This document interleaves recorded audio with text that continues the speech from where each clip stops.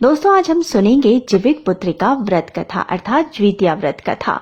अश्विन माह के कृष्ण पक्ष की अष्टमी तिथि को जीवित पुत्रिका का व्रत किया जाता है, जो कि इस वर्ष अर्थात 2022 में किया जाएगा 18 सितंबर रविवार के दिन। यह व्रत महिलाएं अपने संतान की सुरक्षा, लंबी आयु एवं उन्नति की मनोकामना से करती हैं। इस व्रत में जीवित पुत्रिका व्रत कथा के पठन एवं श्रवण का अत्यधिक महत्व है।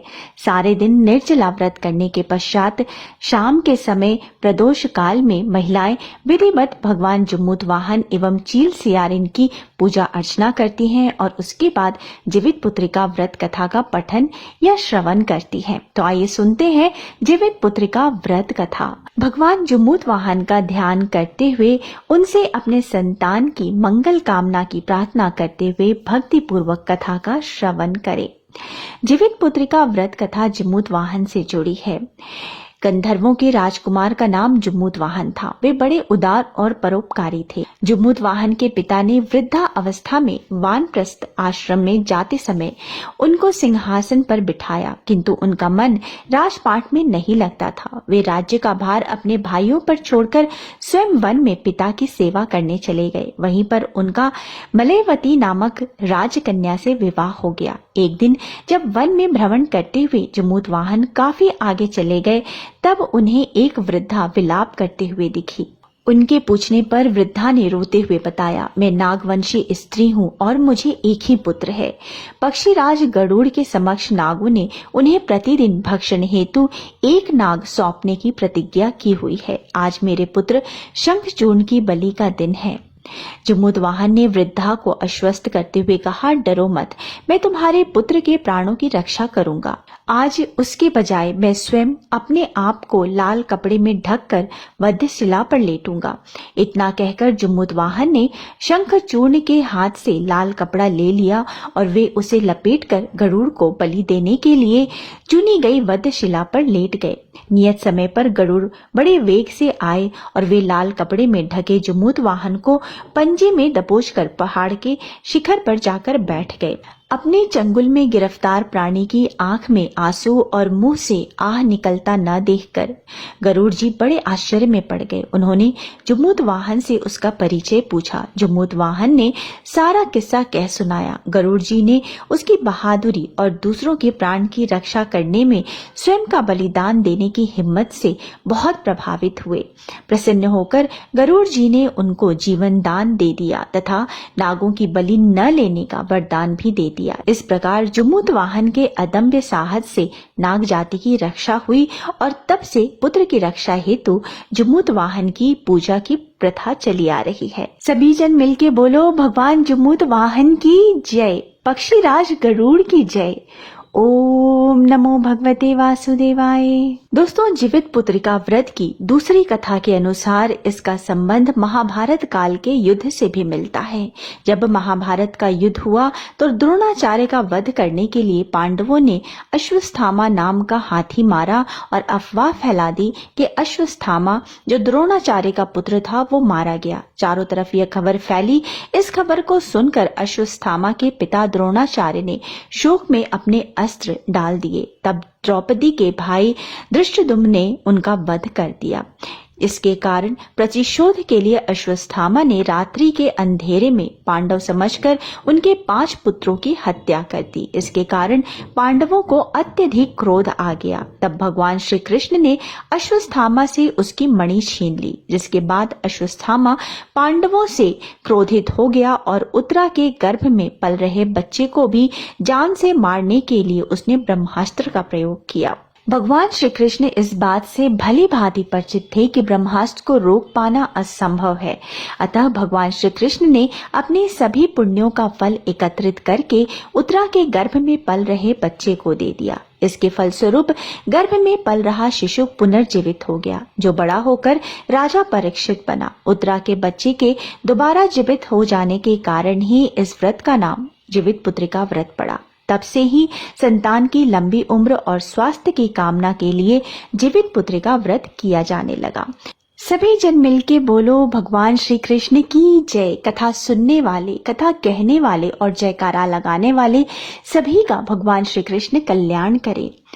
दोस्तों, जीवित पुत्रिका व्रत से एक और कथा संबंधित है, जो कि है चील और सियारिन की कथा। इस कथा के अनुसार नर्मदा नदी के पास कंचनवटी नामक एक नगर था। उस नगर के राजा का नाम था मलयकेतु। नर्मदा नदी के पश्चिम में बालूहटा नाम की मरुस्थली थी, जिसमें एक विशाल पाकड़ के पेड़ पर एक चील रहती थी। उसी पेड़ के नीचे एक सियारिन भी रहती थी। दोनों पक्की सहेलियां थीं। दोनों ने कुछ महिलाओं को देखकर जितिया व्रत करने का संकल्प लिया और दोनों ने भगवान श्री जमूत वाहन की पूजा और व्रत करने का प्रण ले लिया। लेकिन जिस दिन दोनों ने व्रत रखा, उसी दिन शहर के एक बड़े व्यापारी की मृत्यु हो गई और उसका दाह संस्कार उसी मरुस्थली में किया गया। सियारिन को अब भूख लगने लगी थी। मुर्दा देखकर वो खुद को रोक न सकी और उसका व्रत टूट गया। पर चील ने संयम रखा और नियम व श्रद्धा के साथ अगले दिन व्रत का पारण किया। फिर अगले जन्म में दोनों सहेलियों ने ब्राह्मण परिवार में पुत्री के रूप में जन्म लिया। उनके पिता का नाम भास्कर था। चील बड़ी बहन बनी और उसका नाम शीलवती रखा गया और शीलवती का विवाह बुद्धिसेन के साथ हुआ। वहीं सियारिन छोटी बहन के रूप में जन्मी और उसका नाम कपूरावती रखा गया। उसकी शादी उस नगर के राजा मलयकेतु से हुई।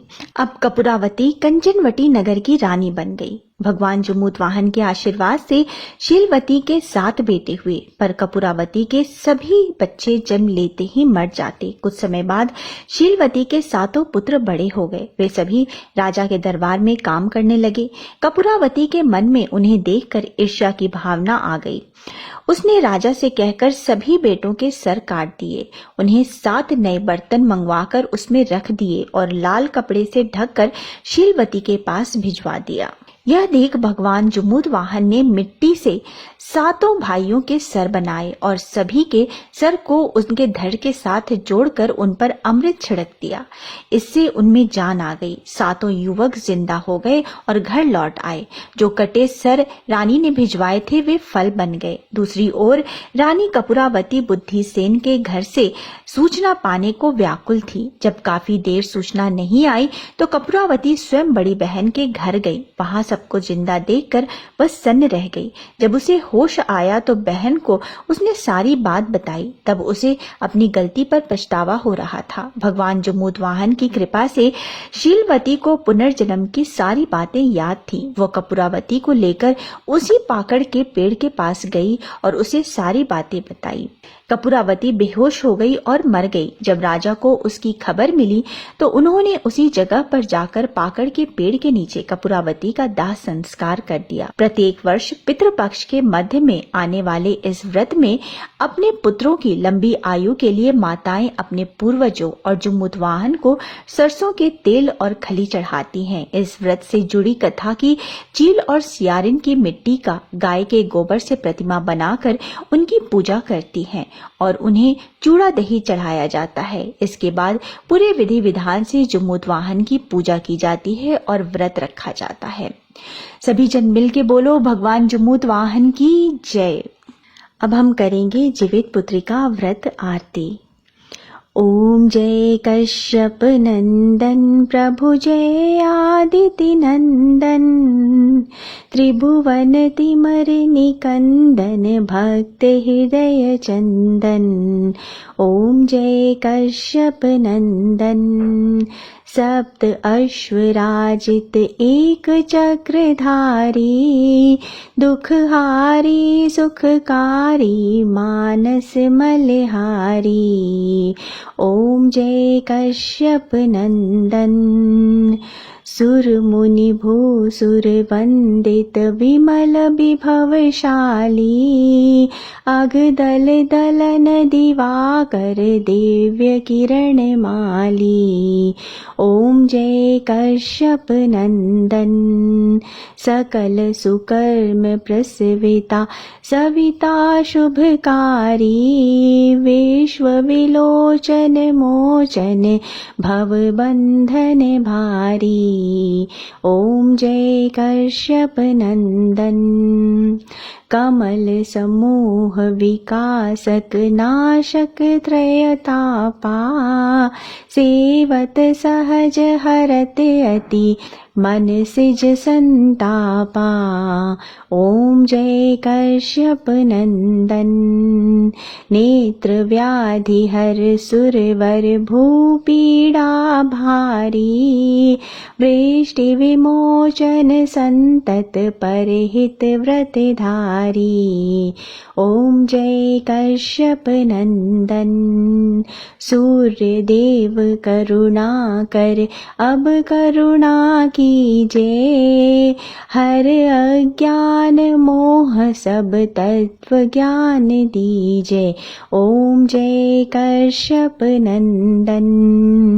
ओम जय आदिति नंदन। कर्पूरगौरं करुणावतारं संसारसारं भुजगेन्द्रहारं सदा वसन्तं हृदयारविन्दे भवं भवानी सहितं नमामि। तमेव माता च पिता तमेव बन्धु च सखा तमेव विद्या द्रविणं तमेव सर्वं मम देव। बोलो भगवान जमूत वाहन की जय, भगवान विष्णु की जय, सभी देवी देवताओं की जय। कथा सुनने वाले, कथा कहने वाले और जयकारा लगाने वाले भगवान सभी का कल्याण करें। ओम नमो भगवते वासुदेवाय। Hey there. Subscribe to my channel and also press this bell icon so you can get latest video notifications. And this is absolutely free.